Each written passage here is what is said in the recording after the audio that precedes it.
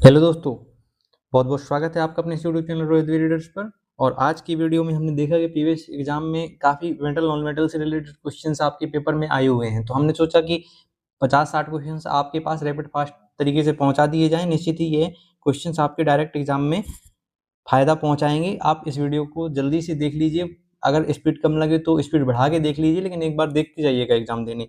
आपका एग्जाम आप शिफ्ट भी मतलब पता चल गया कि आपका कौन सी तारीख को किस शिफ्ट में एग्जाम है। तो ज़्यादा देर नहीं करते हैं, चलिए स्टार्ट करते हैं। पहला क्वेश्चन देखिए, पहला क्वेश्चन क्या है, निम्न में से किस धातु में सबसे अधिक मेलिएबिलिटी पाई जाती है। तो इसका सही आंसर हो जाएगा आपका, किस धातु में पाई जाती है तन्यता, सोने में पाई जाती है। निम्न में से एल्यूमिनियम का मुख्य रासायनिक गुण क्या होता है। तो सॉफ्ट एल्यूमिनियम का मुख्य रासायनिक गुण होता है। स्टील में कार्बन की मात्रा बढ़ाने से क्या होता है। तो स्टील में यदि कार्बन की मात्रा बढ़ा देते हैं तो उसमें हार्डनेस की वृद्धि हो जाती है। निम्न में से ब्रॉन्ज किसका एलॉय है। तो ब्रॉन्ज किससे बनता है। तो कॉपर और टिन से, कॉपर और टिन का एलॉय है। ठीक है। निम्न में से कौन मिश्र धातु नहीं है। तो आपको पता है कि तांबा जो है वो मिश्र धातु नहीं है।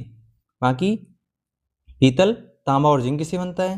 कांसा, ये सारी मिश्र धातुएं हैं, बाकी तांबा मिश्र धातु नहीं है। हवाई जहाजों की बॉडी बनती है वो किस धातु से बनाई जाती है। तो हवाई जहाज की बॉडी एल्यूमिनियम से बनाई जाती है। निम्न में से किसके मिश्रण से ब्रॉन्ज बनता है। तो कॉपर और टिन से बनता है। ठीक है, याद क्लियर हो गया। नेक्स्ट देखिए, ब्रॉस निम्न में से है। तो ब्रॉस क्या है, नॉन फेरस एलॉय है। क्लियर, बाकी सारे फेरस फेरस एलॉय फेरस, ये ब्रॉस क्या है, नॉन फेरस है। किसके मिश्रण से ब्रॉस बनता है। तो कॉपर और जिंक के मिश्रण से ब्रॉस बनता है। निम्न में से नॉन फेरस मेटल क्या है। तो नॉन फेरस तांबा, जिसमें लोहे के गुण नहीं पाए जाते, नॉन फेरस। टिन, एल्यूमिनियम, ये सभी नॉन फेरस हैं। क्लियर, क्वेश्चन में पूछ भी सकता है, उल्टे तरीके से भी पूछ सकता है, आपको तैयार रहना है। निम्न में से धातु का वह कौन सा गुण है जिसमें धातु को खींचने पर उसके तार बनाए जा सकते हैं और वह टूटने नहीं पाती है। तो उसको हम कहते हैं डक्टिलिटी। क्या कहते हैं, डक्टिलिटी। धातु का वह गुण जिसमें धातु को यदि बार बार मोड़ा जाए या ट्विस्ट किया जाए तो उसे सहन कर लेती है और नहीं टूटती है, उसको बोलते हैं हम टफनेस। ठीक है, जिससे हम तार बनाते हैं और वो टूट नहीं पाती है उसको बोलते हैं डक्टिलिटी। लेकिन हम जिसको बार बार मोड़ देते हैं और वह सहन कर लेती है, मतलब टूटती नहीं है, उसको बोलते हैं, उसका कौन सा गुण कहलाता है, वो टफनेस। निम्न में से वह कौन सा गुण है जिसमें धातु पर खिंचाव शक्ति लगाई जाती है और वह नहीं टूटती है, उसको बोलते हैं टेनासिटी। क्लियर। निम्न में से, ये शब्द याद रखने हैं आपको, निम्न में से किसके उत्पादन के लिए ब्लास्ट फर्नेस का प्रयोग किया जाता है। तो किसके लिए, बिग पिग आयरन के लिए। वहीं अगर बात की जाए तो कार्बन की मात्रा बढ़ा देने से स्टील की हार्डनेस पर क्या प्रभाव पड़ता है। तो कार्बन की मात्रा बढ़ा देने से स्टील की हार्डनेस बढ़ जाती है। क्या हो जाती है, बढ़ जाती है। 18-8 स्टेनलेस स्टील यदि क्वेश्चन आ जाता है तो इसमें मतलब ये होता है कि इसमें 18% तो क्रोमियम है और 8% निकल है। और क्रोमियम और निकल से मिलकर क्या बनता है, स्टेनलेस स्टील। क्लियर। निम्न में से धातु के किस गुण के कारण बर्तन बनाए जाते हैं। तो प्लास्टिसिटी के कारण बर्तन बनाए जाते हैं। नेक्स्ट देखिए, निम्न में से धातु के किस गुण पर स्प्रिंग कार्य करता है। तो स्प्रिंग, इलास्टिसिटी। इलास्टिसिटी गुण के कारण स्प्रिंग कार्य करता है। स्प्रिंग का मुख्य गुण क्या है, इलास्टिसिटी।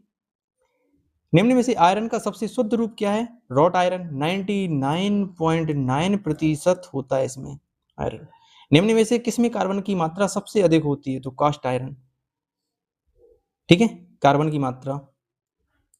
क्लियर। निम्न में से किस धातु में विद्युत की सुचालकता सबसे अधिक होती है। तो तांबे में सबसे अधिक सुचालकता होती है। ऑप्शंस में यदि चांदी होता तो चांदी हो जाती।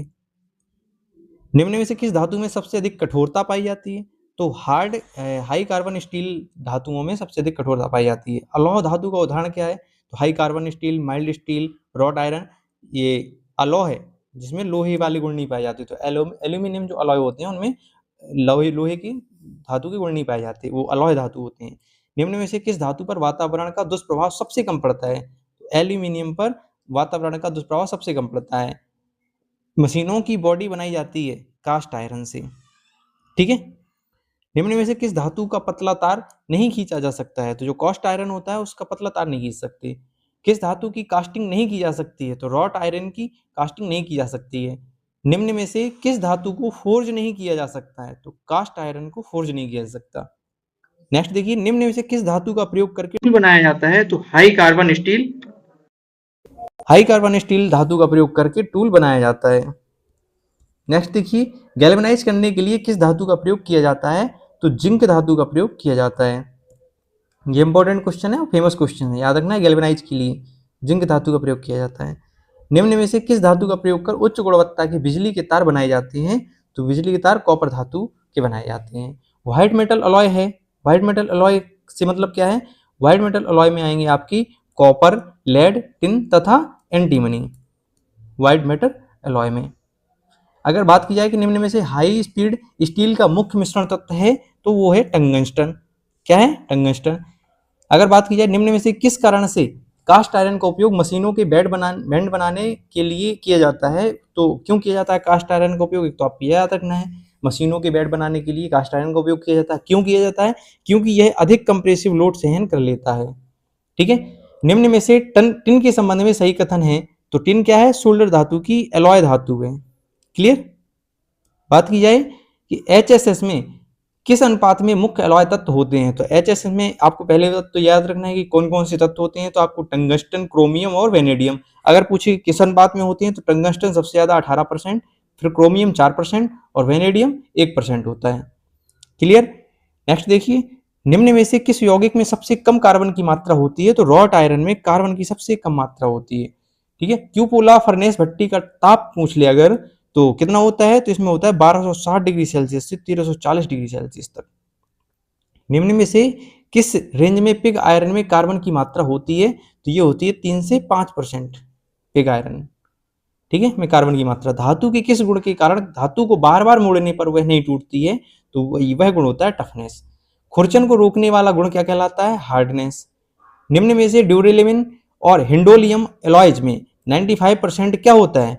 वो होता है एल्यूमिनियम। क्लियर। निम्न में से किसका प्रयोग किया जाता है पिग आयरन के उत्पादन में? तो पिग आयरन के उत्पादन में ब्लास्ट फर्नेस का उपयोग किया जाता है। लोहे और कार्बन का मिश्रण निम्न में से कौन है?